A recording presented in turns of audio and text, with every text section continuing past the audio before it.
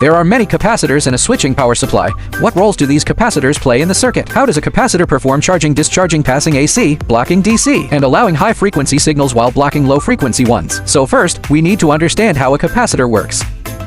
These two wires represent the two plates of a capacitor. When power is applied, a spark appears between the two wires. Let's take a look. The capacitor transfers charge from one plate to the other through a leakage-like process. Inside the capacitor are two plates, each having equal numbers of positive and negative charges. Two leads extend from the plates, and its internal structure closely resembles its circuit symbol. When connected to a power source, electrons flow into the negative terminal, while electrons leave from the other side. When the number of positive charges exceeds that of negative charges, this side becomes positive. When the positive charges are fewer, this side becomes negative. As more electrons flow in, the right plate expels an equal number of electrons. When all electrons have moved out, there's no more electron movement. The capacitor then behaves like an open circuit. Charging is complete. If we connect a bulb across the capacitor, electrons flow through the wire and the bulb back to the other plate.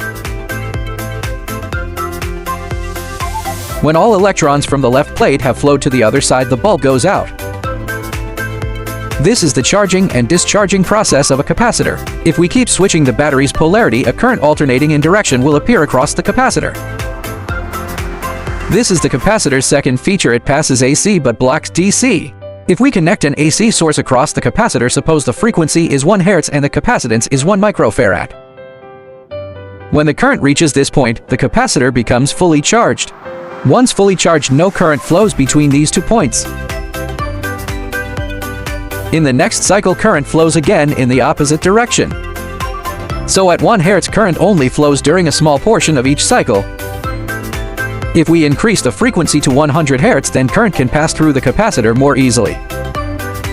It's like the battery is switching polarity, rapidly allowing high-frequency signals to pass. This is the principle of a capacitor, passing high frequencies and blocking low ones. So that's the internal structure of a capacitor and its 3 main properties. Alright, that's all for today's video. Thanks for watching and see you next time.